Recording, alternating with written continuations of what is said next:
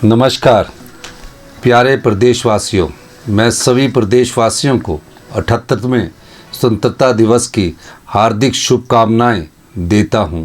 वर्षों के कड़े संघर्ष और अनेकों बलिदान के फलस्वरूप 15 अगस्त 1947 को हमारा देश गुलामी की बेड़ियों से आज़ाद हुआ। भाइयों और बहनों, इस पावन अवसर पर सबसे पहले हम उन महानायकों को श्रद्धांजलि अर्पित करते हैं जिन्होंने देश की आज़ादी के लिए अपने प्राणों की आहुति दी। हम उन वीर सपूतों को श्रद्धा सुमन अर्पित करते हैं जिन्होंने देश की सीमाओं की रक्षा और आतंकवाद के खिलाफ लड़ाई में अपने प्राण निछावर किए। हिमाचल प्रदेश के वीर सपूतों ने अमर शौर्य गाथाएं लिखी है। प्रिय प्रदेशवासियों, यह गर्व की बात है कि हमारे वीर सपूतों ने 4 परमवीर चक्र, 2 अशोका चक्र, 11 महावीर चक्र और 23 कीर्ति चक्र जीते हैं। देश का पहला परमवीर चक्र प्रदेश के वीर सपूत मेजर सोमनाथ शर्मा को प्राप्त हुआ था। इसके बाद colonel DS Thapa, captain Vikram Batra तथा सूबेदार मेजर संजय कुमार को भी परमवीर चक्र से नवाजा गया। आज भी हिमाचल प्रदेश के नौजवान देश की सेनाओं का हमेशा महत्वपूर्ण हिस्सा है। हमारी सरकार वयोवृद्ध स्वतंत्रता सेनानियों, सैनिकों, पूर्व सैनिकों तथा उनके परिवारों को हर संभव सहायता प्रदान करने के लिए प्रतिबद्ध है। भाइयों और बहनों, हिमाचल के मेहनती और ईमानदार लोगों के बुलंद हौसलों और मेहनत के कारण हम विकास के पथ पर आगे बढ़ते रहे हैं।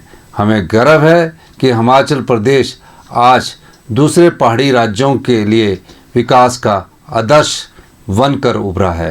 प्रिय प्रदेशवासियों, आपके भरपूर सहयोग और आशीर्वाद से 11 दिसंबर 2022 को कांग्रेस सरकार ने राज्य में जन सेवा का दायित्व संभाला। मेरे लिए यह सौभाग्य की बात है कि मुझे सरकार का नेतृत्व संभालने का अवसर प्राप्त हुआ। 20 महीने के छोटे से कार्यकाल में हमने राजनीतिक, आर्थिक और आपदा के मोर्चों पर तीन चुनौतियों का मजबूती के साथ सामना किया।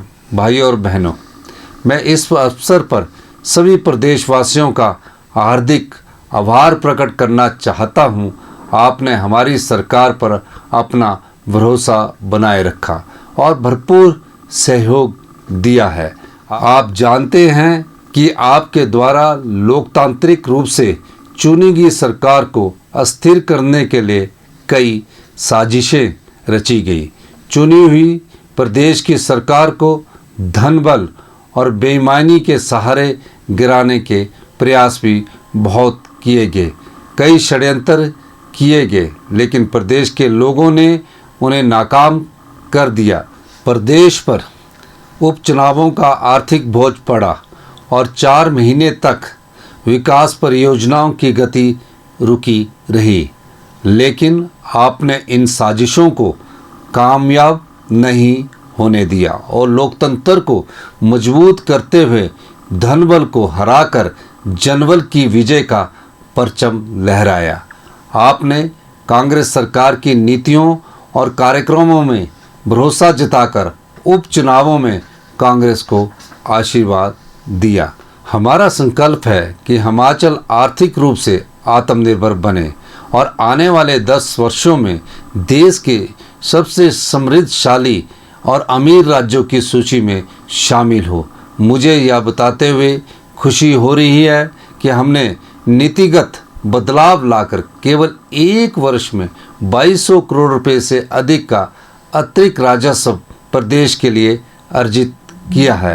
आज मैं आपको बताना चाहता हूं कि आबकारी और कराधान से जुड़े पेंडिंग टैक्स केसेस का निपटारा करने के लिए राज्य सरकार एक योजना लाने जा रही है। इस योजना के तहत GST लागू होने से पहले 10 से 15 हज़ार लेगेसी केसेस समाप्त होंगे। आने वाले समय में प्रदेश को विकास के लिए लगभग 7,000 करोड़ रुपए कम मिलेंगे।